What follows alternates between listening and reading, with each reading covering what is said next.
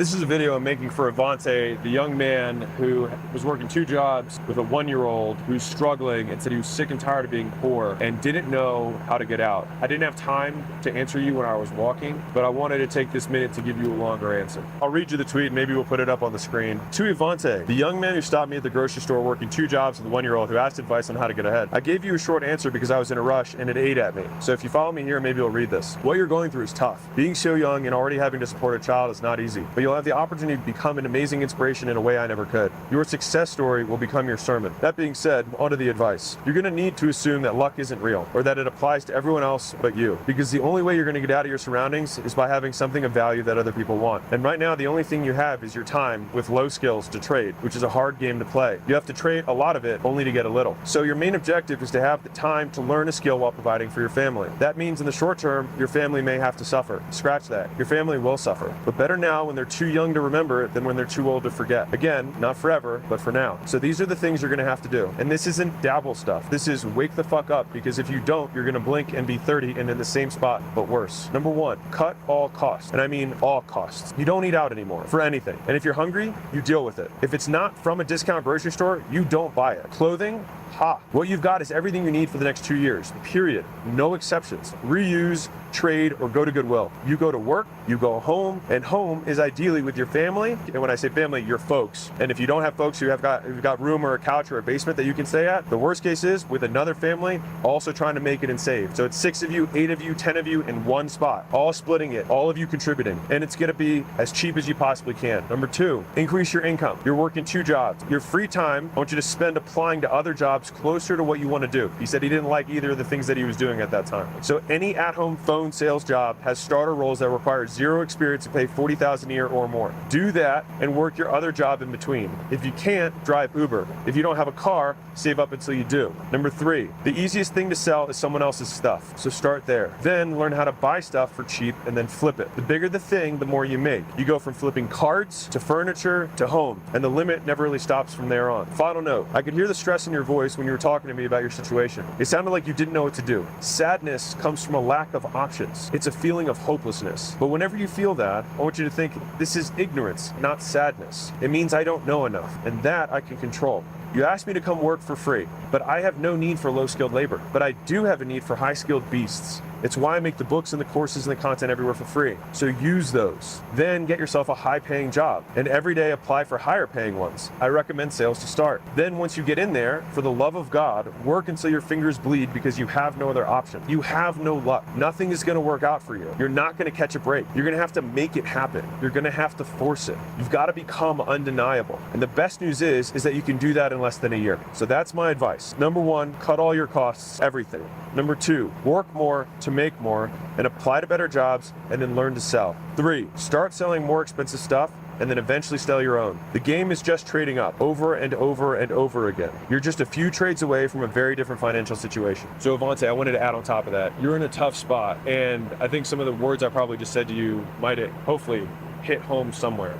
But one of the hard things that you got going on right now is like when I saw you, you were wearing relatively nice clothes. And I wasn't gonna like bash you on it when I saw you, but I want to take the opportunity to say like, you know better. You know what I mean? Like, you know that like if you're struggling with money, that's the last thing that you should spend money on, right? And I think one of the difficulties, especially when you're younger, is you've got your friends, you got your family, and especially if they're all poor, then they have terrible views around money. They might not approve of all the stuff you're learning on the internet and trying to try these new things out. And the real is like, you're gonna fail a lot. And they're gonna say, see, told you so. And the tough part is they're gonna be right most of the time. Except it's one of those things where it's 99% right, but 100% wrong. Is that anybody who bets against you for this thing being the thing is usually gonna be right. It's just like a parent who says, you're gonna break up with this person, you're gonna break up with this person, you're gonna break up with this person. But they're right with every single person you ever date, except for the person you marry. And then they're 100% wrong. And if you have the perspective of listening to that, it can be incredibly disheartening. And so number 1 is, I want you to go on a different information diet. So you need to be able to ignore all the stuff that they're giving you, because like the best way to stay poor is to listen to poor people about how to get rich. You're already taking great steps by like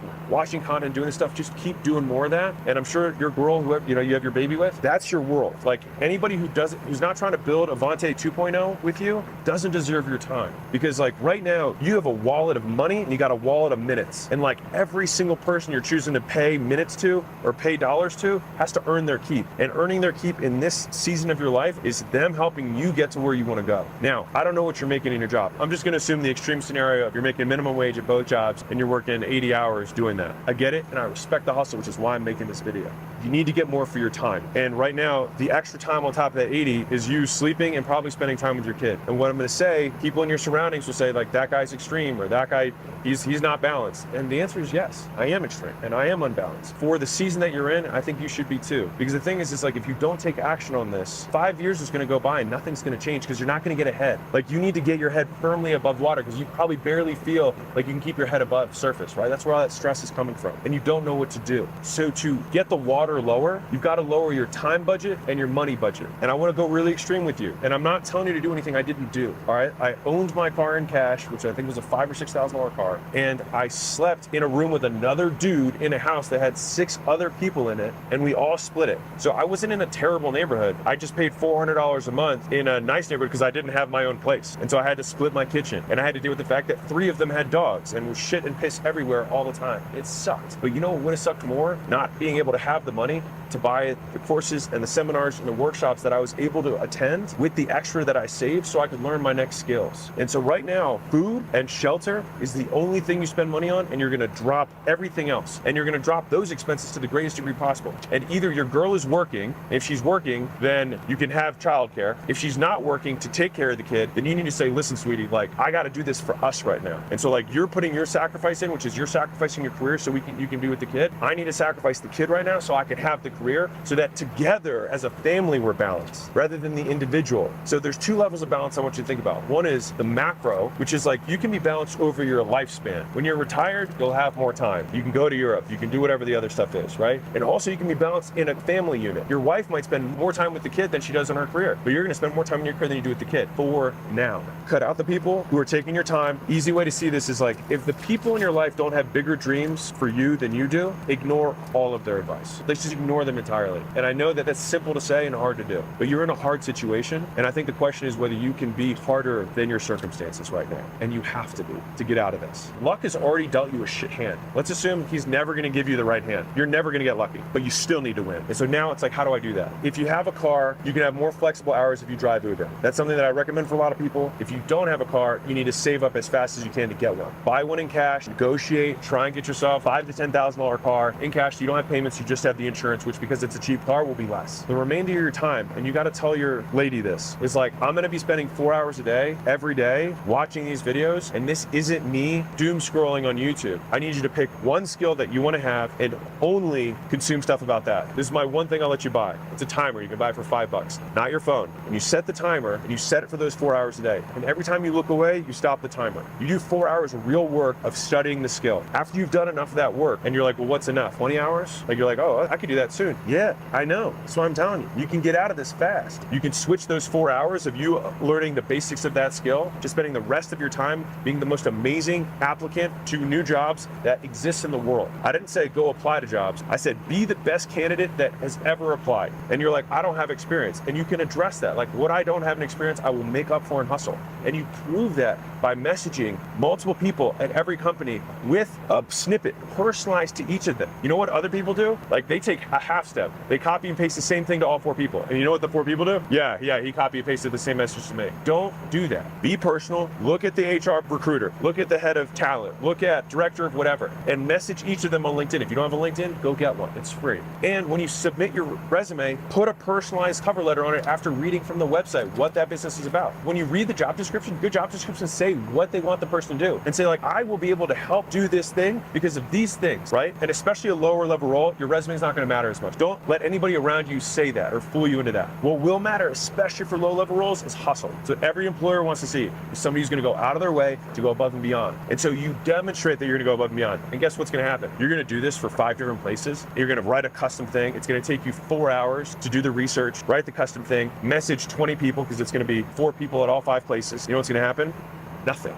because you're not lucky. So what are you going to have to do? Got to be undeniable. Do you think if you applied to 1,000 places like that over the next 6 months, you wouldn't get a job? I think you would. Do you think if like after you got off your shift, you drove over and you said, hey, I just want to let you know, not in a creepy way, you say, hey, just want to let you know, I applied to put my resume, I messaged a couple of you guys, I just want to let you know I'm really excited about the opportunity, don't want to be overbearing, but if you guys would give me a shot, I promise I will work harder than any other candidate here. And I'd like to just show you that I'm demonstrating that by these things. So you're like, I have proof that I'm saying, I'm not just making this up, I have proof that I will work harder. And you know what'll happen? One of them say, I'll give you a shot. And then when they give you that shot, shove it in everyone's face how hard you work. Not by what you say, but by what you do. Be silent and just kill. Look at what the top guy does and do twice as much as that guy does. Be Kobe for whatever the job is. If you don't know the whole story about Kobe, he did 3 practices a day while everyone else did 1 or 2 because he wanted to get ahead. And in the beginning, he was worse than them. And then he got as good as them. And then he became better than them. And he kept doing 3 practices a day until eventually no one could catch up. Because if they were doing 3 practices a day, they would just keep up with his rate of progress. But he got ahead. And so the guy who's number 1 at whatever that business is probably works better than you and he works longer than you. And so you can't just match it to get ahead because he'll always be ahead. You gotta match his current effort and then do your I'm gonna get ahead of you effort. Like when he clocks out is when your work clocks in. That's when Avante 2.0 clocks in. And the thing is like if you can adopt this, like if you can really internalize this, you're gonna crush.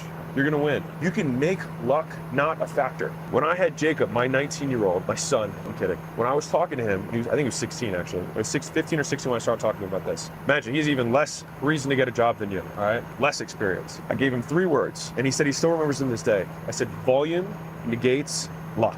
If you need to put it on the back of your phones as a reminder to yourself. Because in the beginning, the volume you're gonna do is the timer of you watching the videos and taking the notes and watching the videos, learning the lingo, learning the language so that when you get into an interview, you know what to say. And then reps is gonna be watching mock interviews on YouTube, watching people who are hiring experts talk about the best ways to present. Watch some of Layla's videos about how to interview correctly. You do that stuff, you'll put yourself ahead of other people. Volume. Okay, cool. Now you're like, okay, but I'm not getting interviews. Volume negates luck. Crank the timer. Start doing the reps. 1 a day, 2 a day, 3 a day, 4 a day, 5 a day, 6 a day, 10 a day, every single day. You're like, wait, that's 40 messages that are personalized and 10 cover letters. Yep, that'll probably take about 4 hours. And then what do you do tomorrow? Set the timer, you do it again. Next day, you set the timer, you do it again. What do you do the next day? You set the timer, you do it fucking again. And you keep doing it. And on the ones that you really, really like, you drive over there after you get off your shift, you stop by and just say, hey, I'm Avante. I'm really excited about the opportunity. I think I can help. I applied. If you got a couple messages from me, I promise I'm not a weirdo. I just did it because I wanted to stick out from the rest of the pile. Because I know you guys, I'm sure, for an opportunity as good as this, you probably got a lot of people who are interested. I just will promise you